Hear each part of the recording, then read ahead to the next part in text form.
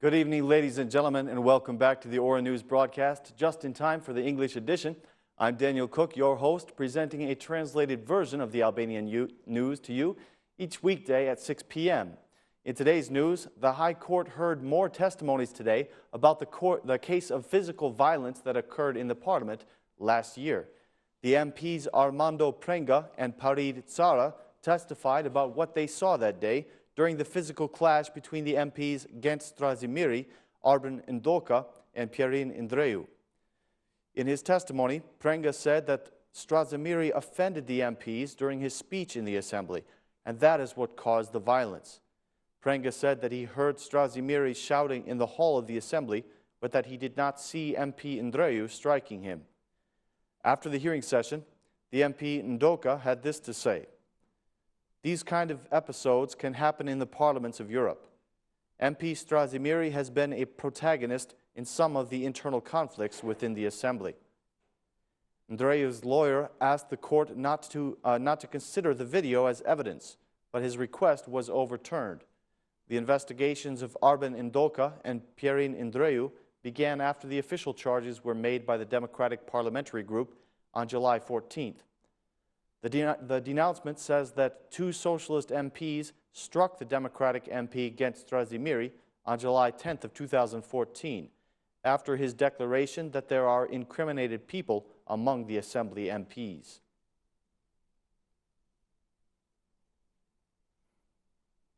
The mayor of Vlora left the hospital briefly today in order to present himself before the prosecution of Vlora. The mayor was given an order to appear before the court, and this was the reason for his visit today.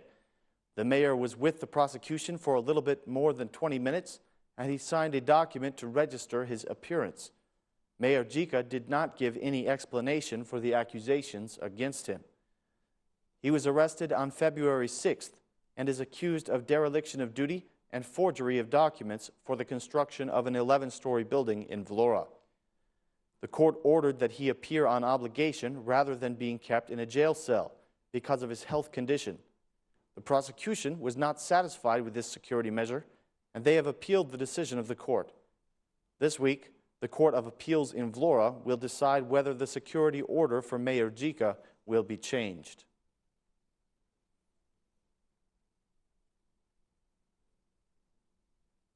The mayor of Pogradec unexpectedly announced today that he will be resigning from his post as mayor.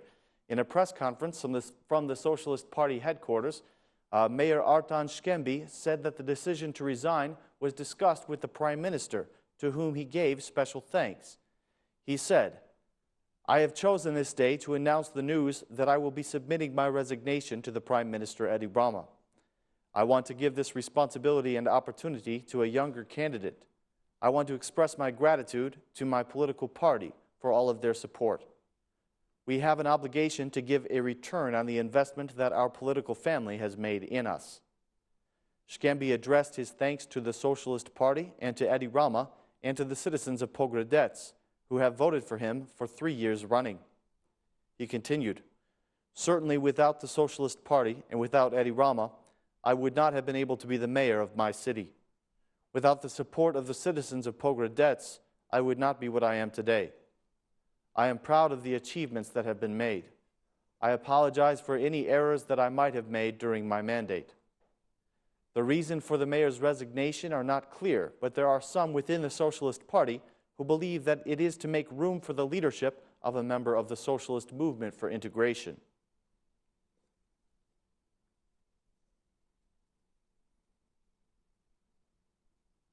Albania has just celebrated the 25th anniversary of the fall of communism, and Albania's president has made a special request. President Nishani has asked the majority and the opposition to come together and organize activities for the 25th anniversary of the fall of communism. He feels that the commemoration of communism should have a national day of its own. He said, "I would suggest that Parliament should make a special law to create a day in which we can commemorate the crimes of communism in Albania. This date can be discussed in Parliament and with the stakeholders. The municipality, in cooperation with the government and the Association of the Formerly Persecuted, should establish a monument in Tirana for the movement of December. The president feels that the 25th anniversary of the fall of communism would be the right time to open the communism files, and therefore the law should cover lustration as well. He continued, "The law on lustration and the opening of communism files will have the support of the president, and it will be signed. What I ask for is a comprehensive law for the opening of the files. I think it is time that Albania, with international assistance, should require investigations and criminal trials for the communist period."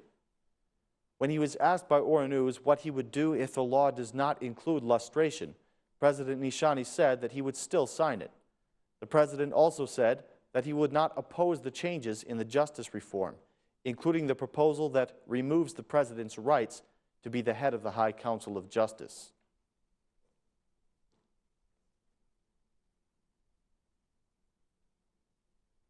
Prime Minister Rama paid a visit to Fier again today to observe the status of the flooded areas.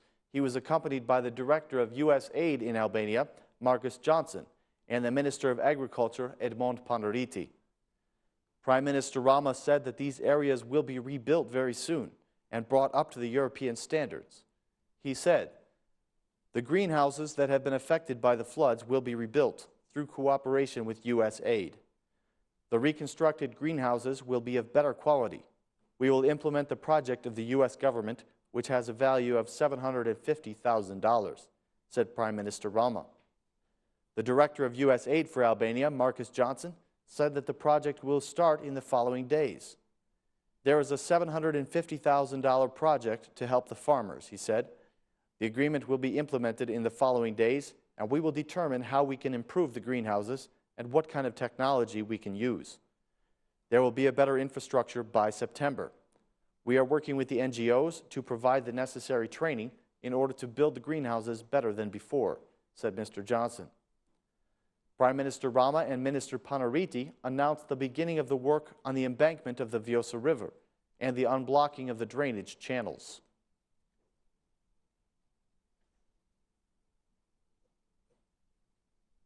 The police have been hard at work trying to identify the authors of the explosive attacks in Albania.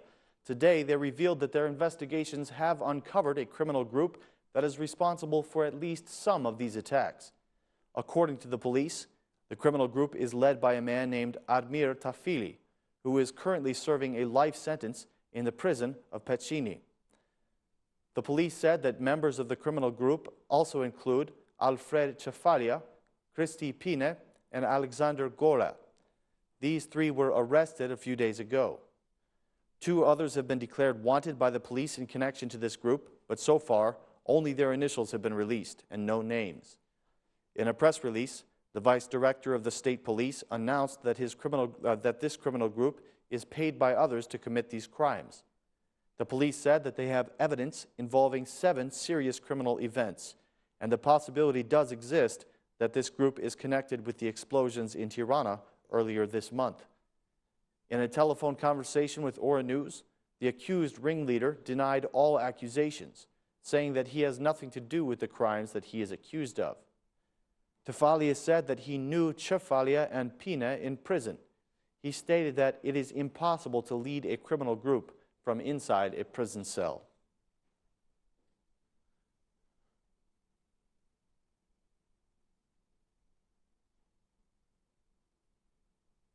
The debates about the energy price are not over yet, and some of Albania's investors spoke up today in a conference. The investors in the smaller power plants have opposed the government's decision on the electricity price. The head of the association said that a collective group should have been established to decide on the energy price.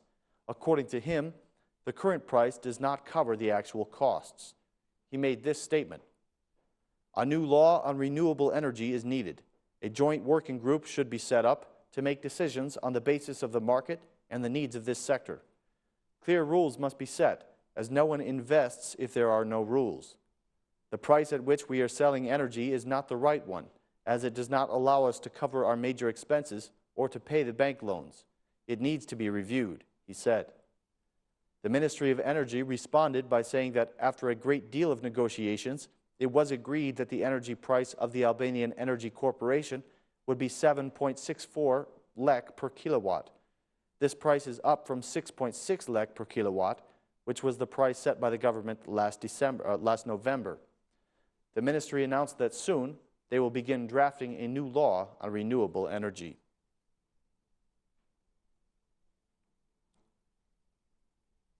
Ladies and gentlemen, that is all the news for this evening. We thank you very much for watching. We will be back again tomorrow at the same time with more Albanian news in English. Thanks and good night.